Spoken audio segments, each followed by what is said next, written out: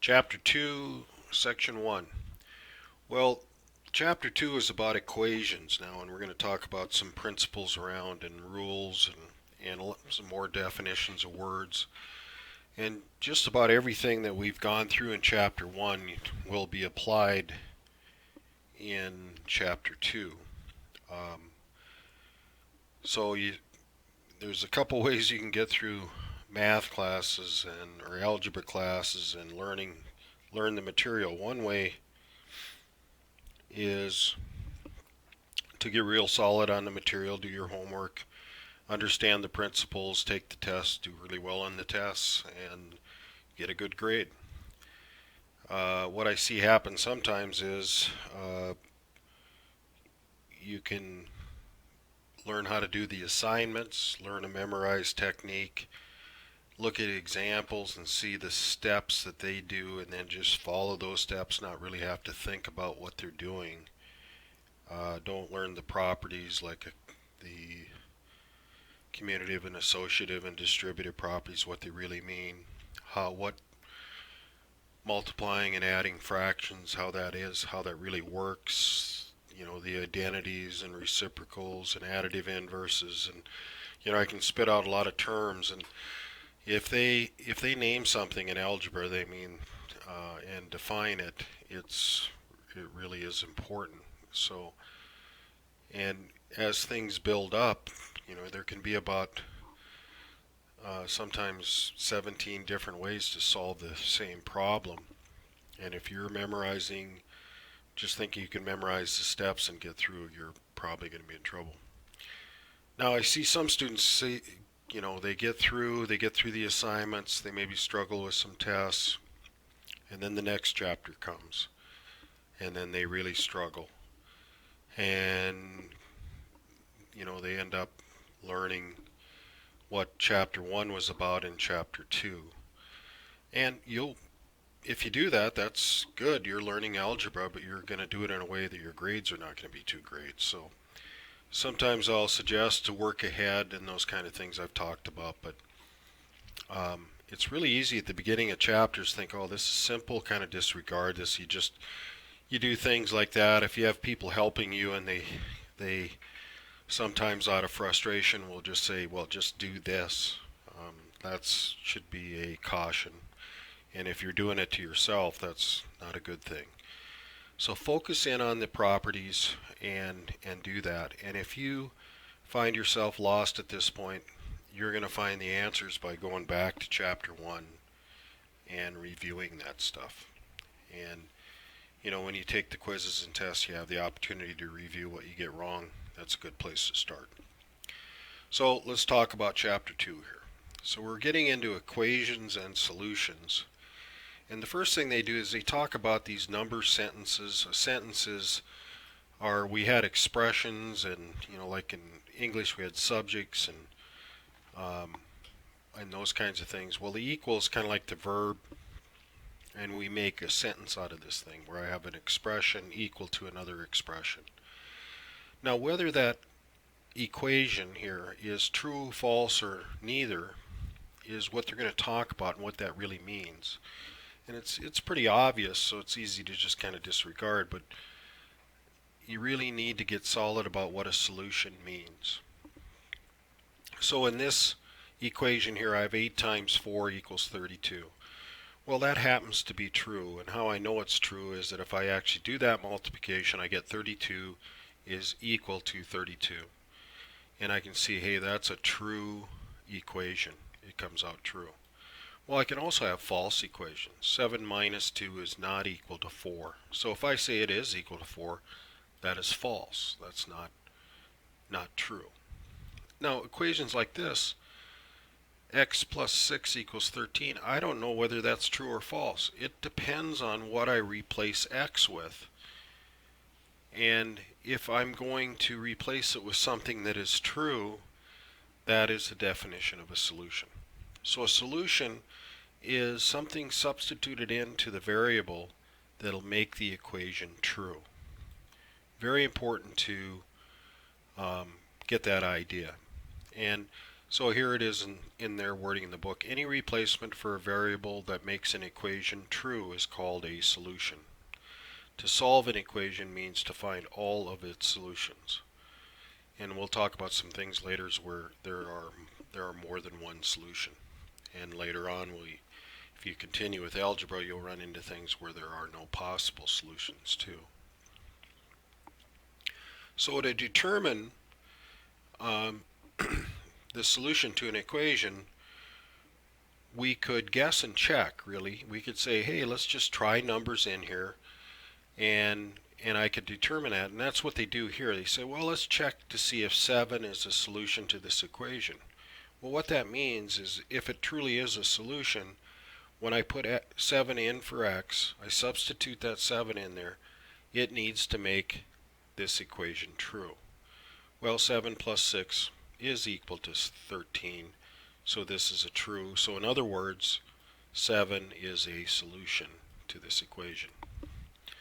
And they also have a caution here. We tend to, especially when we check things, we think, hey, 13 must be a solution because I ended up with 13.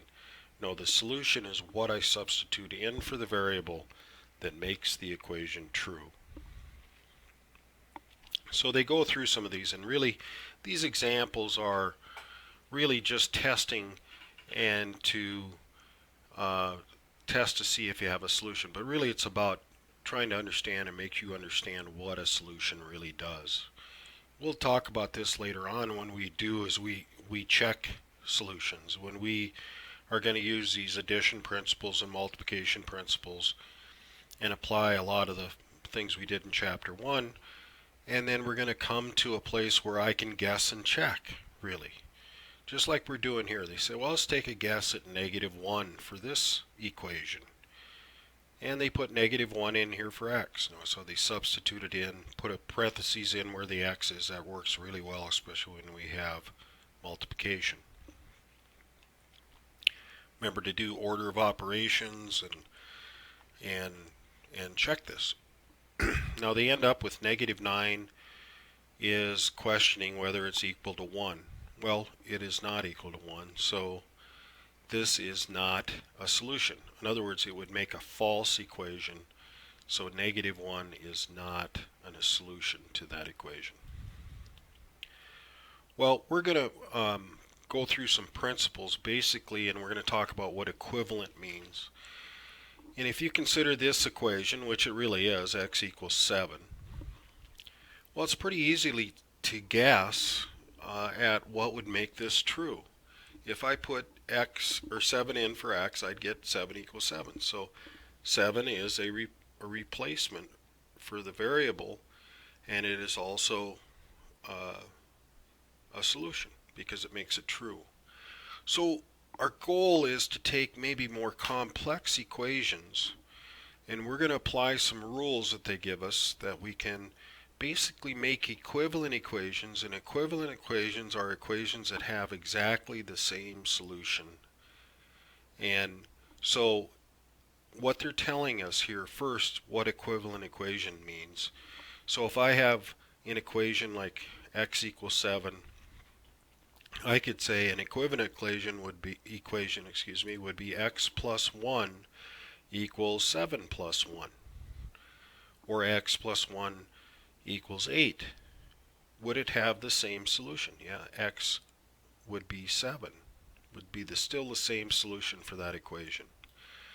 And that's what they're showing here. If you had x plus 6 equals 13, hey, that has exactly the same solution as x equals 7. So they are equivalent equations.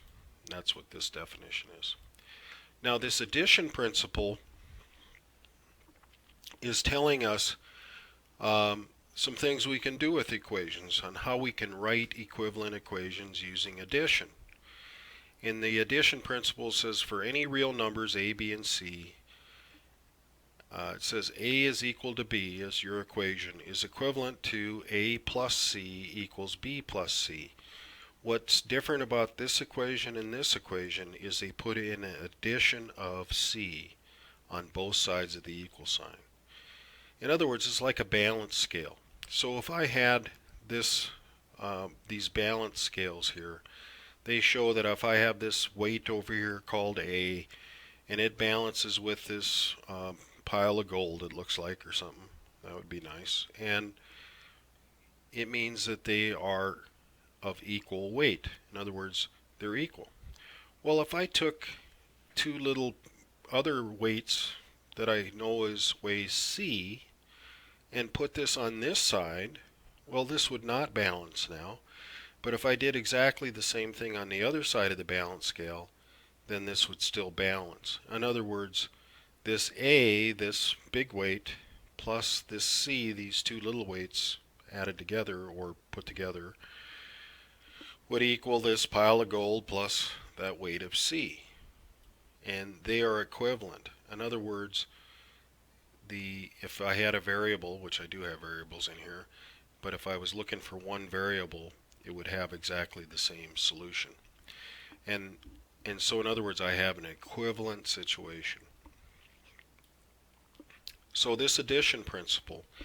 Now what we will need to do is to use this with what's in mind here. What are we trying to do? We're trying to make an equation, an equivalent equation, an equation with the same solutions that will be very easy to guess and check what the solution is. So when I say solve, what they're asking for is what is the substitution for x in this case, for the variable, that will make this equation true. Now you might be able to guess and check on these simpler equations, but the point is to learn how to use this principle to create a really simple equation where I get the variable equal to something or something equal to the variable. So they have x plus 5 equals negative 7.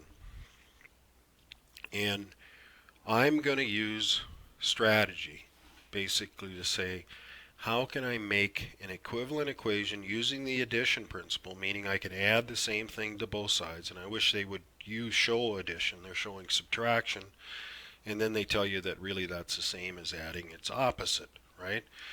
And I've talked about last chapter, I says, there's adding its opposite, that's how we change from subtraction to an addition.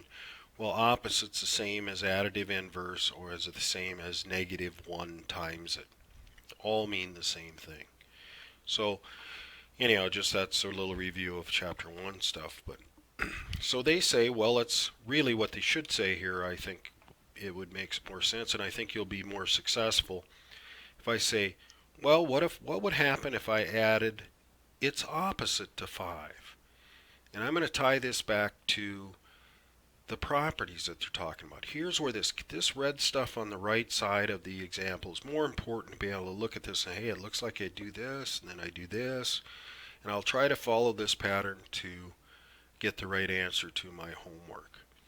This is what's important, is understanding the words, actually know what the words are, and what are they doing. We have a couple properties that are going on here that they strategically use, because with the addition principle, I could add anything. I could add 17 to both sides. I don't know what good that would do me. I'd end up with x plus 22 equals 10. That's an equivalent equation. The solution for x, or the value for x that'll make it true, would be the same, but it doesn't make it any easier to guess at what that solution would be. So when I look at this, I have x plus 5. How can I get rid of addition of some number? Well, I could change that number to be 0 because we have a property called the identity property of addition, which says that anything I add 0 to gives me that same thing back. So in other words, it gets rid of that operation for me, really. And I cannot do that just because I think it should be that way, or I can say, 2 plus 0 is 2, and 3 plus 0 is 3, right? Well, is x plus 0 x? Well, it is, because they told us a property that does that. That's the key to algebra, so you need to know why and what rules and what properties and what laws allow me to go from one step to another. And as you do your homework, that's the way you should do this, saying, when I go from here to here, why can I do this? And then the next part of this is probably before this is why would I want to do this? Is remember what you're trying to do to this equation is to try to get an equivalent equation, an equation with the same solution that's easy to guess at what that solution would be. And then I can test it. So they decide to add this -5, or they showed a subtraction of 5. Why? Well, because this addition of 5 changes to an addition of 0, which I have a property for, which allows me to go from here to here and just say x. So what really tells me what to do is on the side of the variable. I want to do that. They say a lot of things about isolating variables and everything else. No, I want to perform the addition principle that will allow the operation of addition to disappear. In other words, place it in a situation where I can actually do the additions where here I could not because I don't know what x is. But with the addition principle, I can add -5 to both sides of this equal sign. I get an equivalent equation of x plus 0 equals -12. Now, I could probably guess at that point, really, and see. But the reality is when I say x is equal to -12, it's because of the identity property. And what I'm doing is adding additive inverses give me the identity 0. Additive inverses, opposites, -1 times something added to that other thing gives me the identity 0. This is why they do go through all this stuff about naming these things, is that we're going to use those in a lot of different ways. So what I have here is x equals -12. Now if I followed all the rules and did my math right, this equation is equivalent to this equation. So let's see if it's true. I know that, hey, the solution to this one, that's easy, it's -12. Well, let's check it. So I'm going to check and see if it truly is a solution to my original one. So I put -12 in for x, and I get -12 plus 5 is equal to -7. I end up with -7 equal to -7. Hey, that's true. So this is a solution. Not -7 is not the solution. -12 is the solution to this equation. Now they show us another one with decimals in it, some different numbers, and the variables on the right side. When I see students work where you think that you have to flip this and make sure the y is on the left side, I'm saying, why? I just want to get an equivalent equation that I can see and guess at what the solution to that equivalent equation is, or see what the solution of this one should be. So here they have y plus minus 8.4. Again, if they tell you this on the side, you should think about subtraction as addition, which is you change it from adding its opposite, adding its additive inverse, or adding a -1 times 8.4, which is -8.4. Then I want to add its additive inverse again. So what I do usually is when I see subtraction, because I don't like subtraction, because I cannot use the commutative property, I can't change the order, I can't do any associative property stuff because I can't do change in grouping with subtraction. It only works with addition and multiplication. So get rid of it.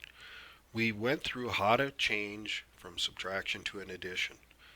Now it's not really that necessary to show all this work, but you'll be a lot more successful if you do that, because again, I would like to stay away from subtraction and division because I cannot use the commutative. I can't change the order or change the grouping.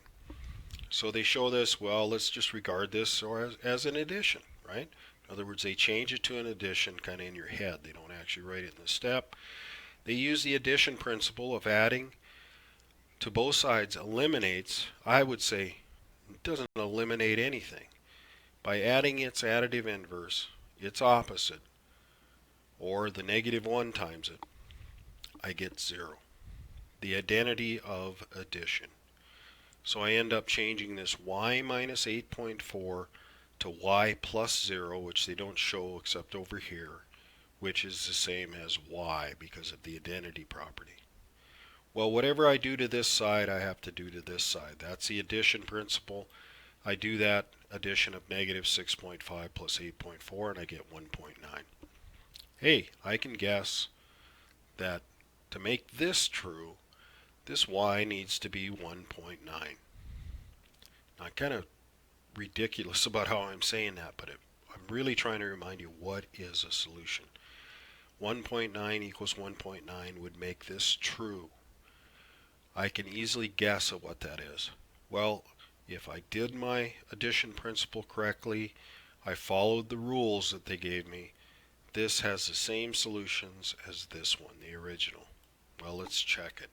Put 1.9 in for y and see if both sides are equal. And it is in this case.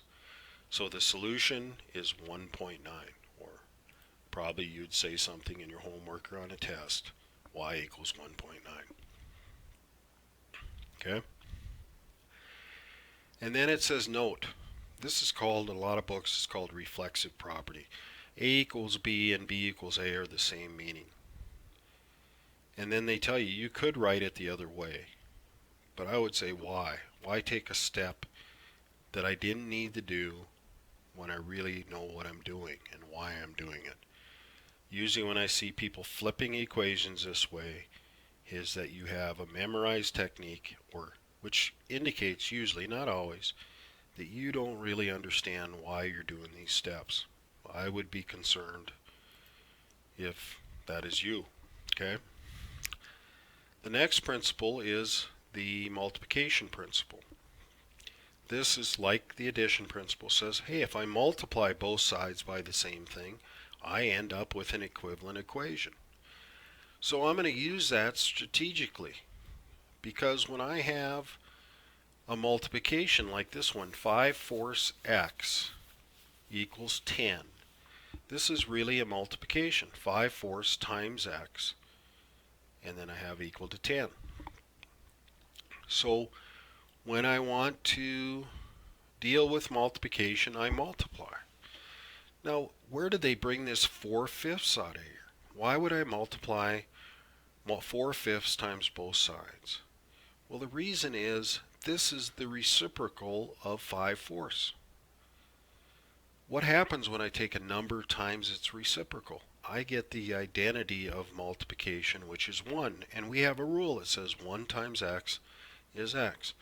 In other words, I have a way to get x equal to something, or the variable equal to something, which creates an equivalent equation that's very easy to guess the solution to, which is 8 in this case.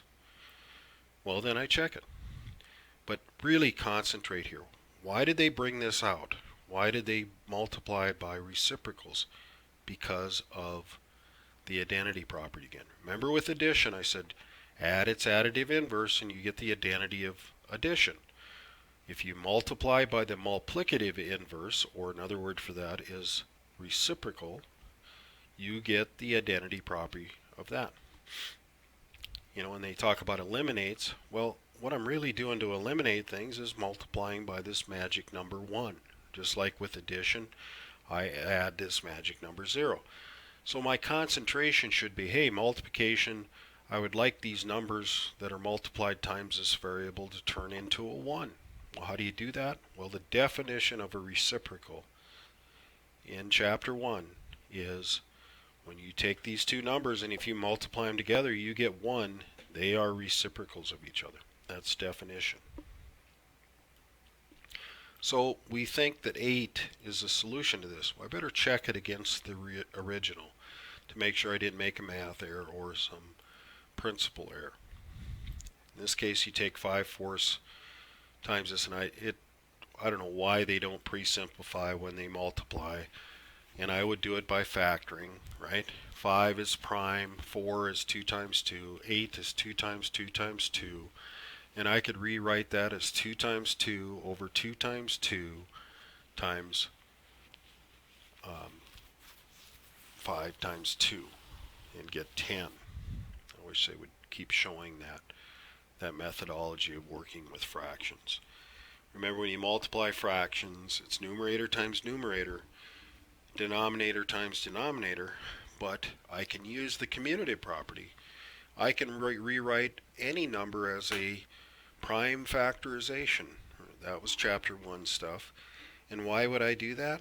Well, then I end up with simplified fractions by reordering it and making the fractions equal to 1. So we check that 8 is a solution. Now I'm going to quit talking. Just like the book doesn't show you, hey, remember how we can pre-simplify fractions, and I don't know why they would do that again, but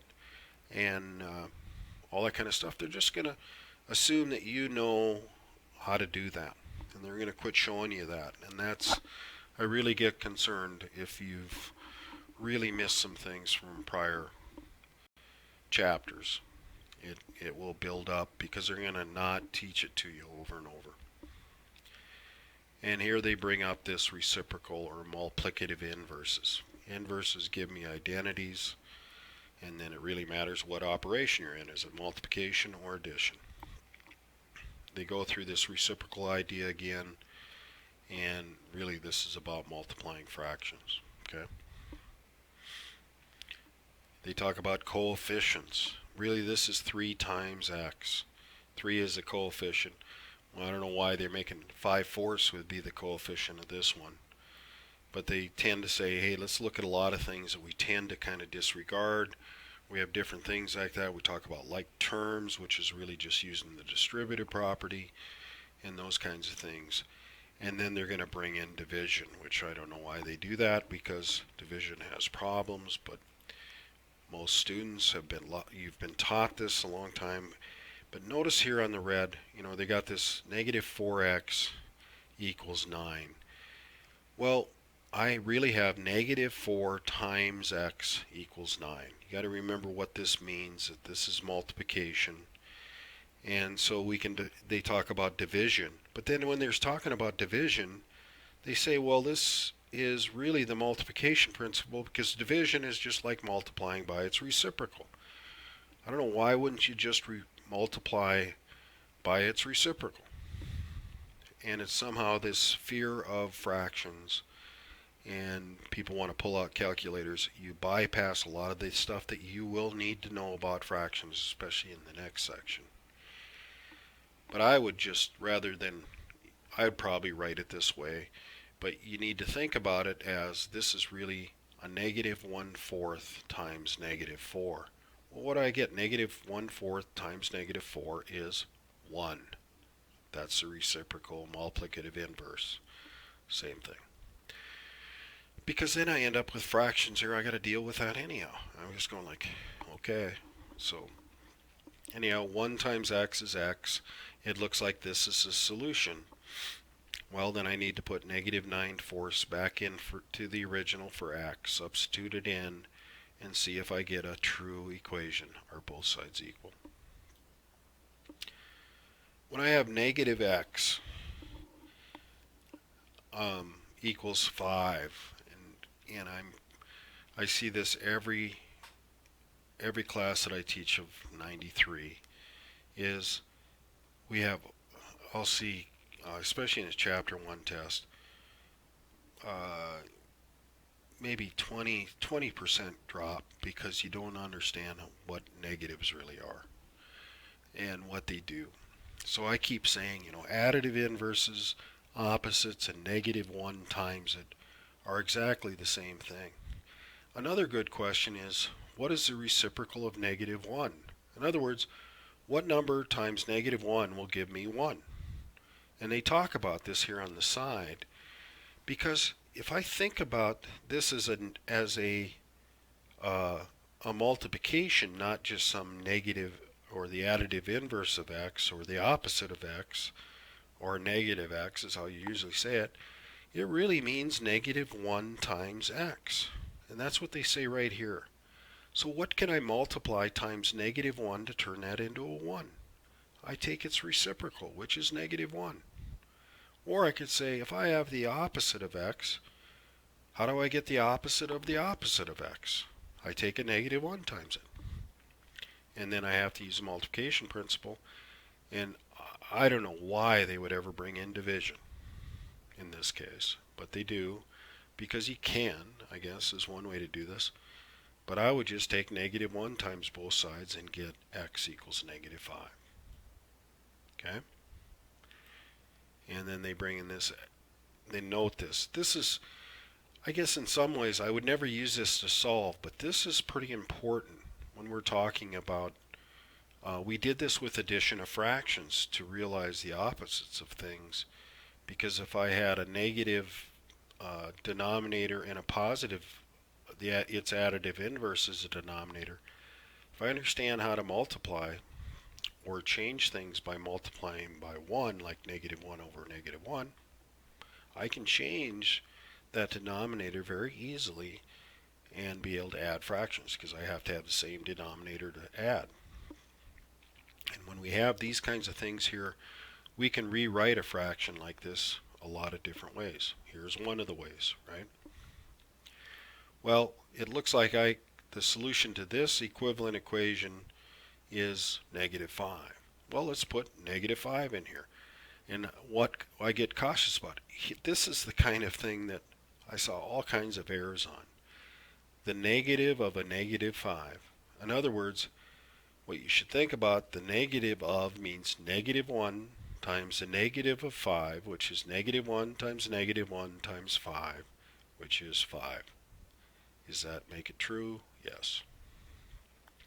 They give you this box about multiplying, dividing by -1, mostly because there's so many errors that occur around this.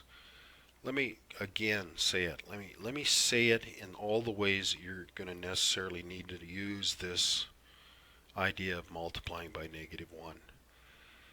I could say this is the additive inverse of x. You get -x. This could be said the opposite of x. Of means multiplication. Or -1 times x, and I get this -x. Well, let's read this one that way. So, in other words, all three of these things I can say the -1 times it, the additive inverse of x, the opposite of x, all mean the same thing. Well, let's do this one. The -1 times a -x, the opposite of -x, the additive inverse of -x, and you're going to get x. All mean the same thing language-wise. Well, then they go through these divisions. X over -1 is -1. Remember those rules about multiplication and division you can do?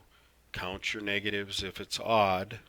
As long as I remember, this really means -1 times it.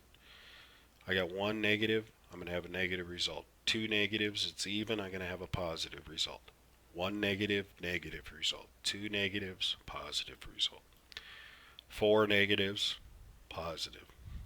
16 negatives, positive result. Okay? With multiplication and division, not addition. Okay? Well, now we get into something like, oh, this looks a lot more complicated. But nothing changes on how we apply the principles, especially the multiplication principle. Is if we look at this one, 2y over 9 equals 8/3. 8/3 has nothing, tells me nothing about how I'm going to solve this. It's over here where I want to change this to be y. How do I get to y? I take 1 times y. So how do I change this 2 over 9 into 1?